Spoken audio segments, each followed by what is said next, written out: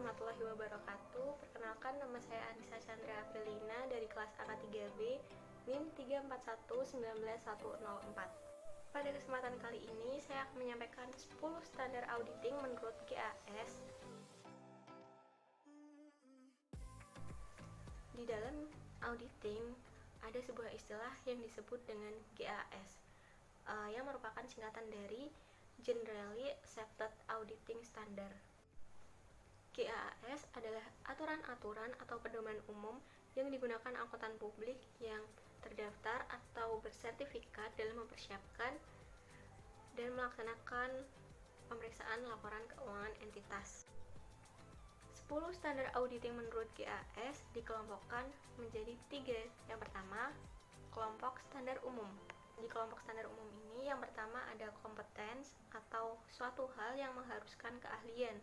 Maksudnya di sini adalah audit harus dilaksanakan oleh seseorang atau lebih yang memiliki keahlian dan pelatihan teknis yang cukup untuk menjadi seorang auditor.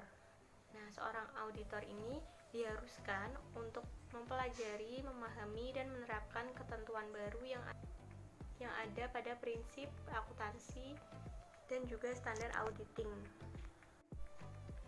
Yang nomor 2 adalah independence atau tidak terpengaruh.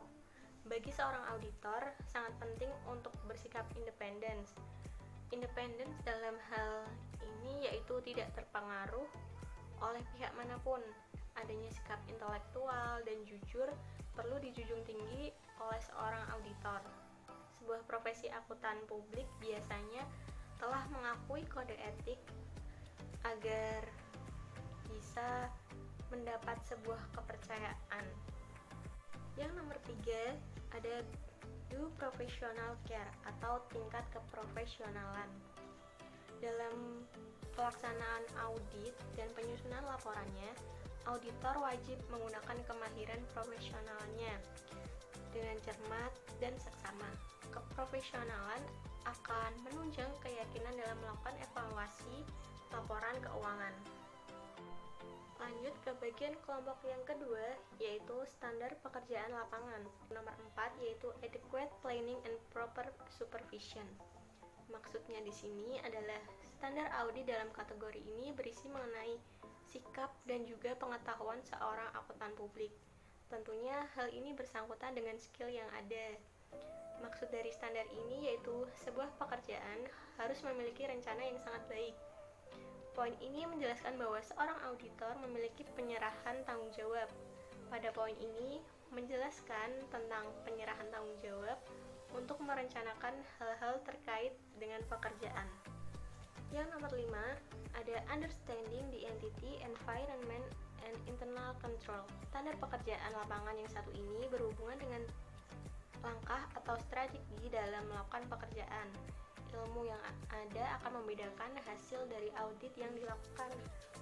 Seorang auditor tentu harus memiliki pemahaman yang mendalam tentang pengendalian intern, baik itu prosedur maupun desain tentang laporan keuangan. Seperti halnya arus kas yang mampu menjadi sarana perencanaan perusahaan dalam pengendalian aktivitasnya. Selanjutnya nomor 6 yaitu sufficient competent audit evidence atau bukti audit yang kompeten.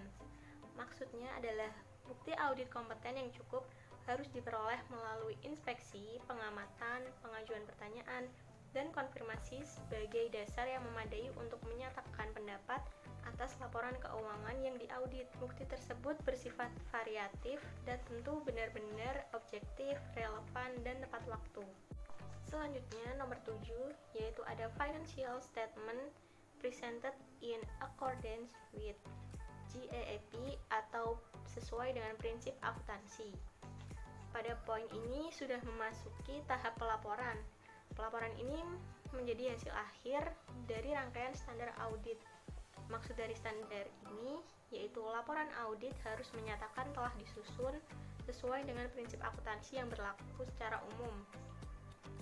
Hal tersebut mencakup konvensi, aturan, dan prosedur yang dibutuhkan untuk membatasi praktik dalam akuntansi yang berlaku.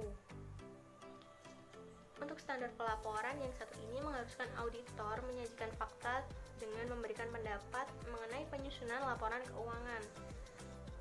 Hal tersebut untuk memberikan gambaran terhadap perusahaan dalam hal finansial. Selanjutnya, nomor 8 yaitu konsistensi in the application of GAAP.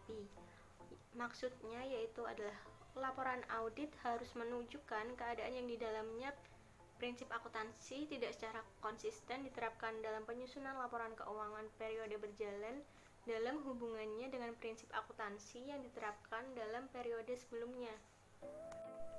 Selanjutnya, nomor 9, adequacy of informative disclosure.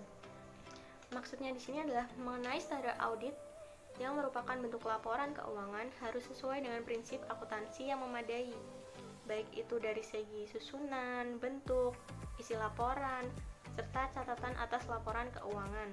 Nah, seorang auditor harus memastikan tentang beberapa hal yang diungkapkan dan berhubungan dengan fakta-fakta saat dilaksanakan audit.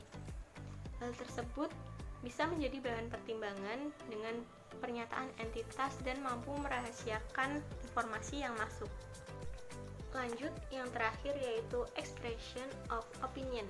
Maksudnya di sini, laporan audit harus memuat suatu pendapat mengenai laporan keuangan secara menyeluruh atau suatu asersi bahwa pernyataan demikian tidak dapat diterima.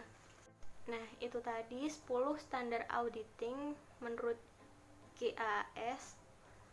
Sekian dari saya. Apabila terdapat kesalahan pengucapan atau penyebutan kata, mohon dimaafkan. Wassalamualaikum warahmatullahi wabarakatuh.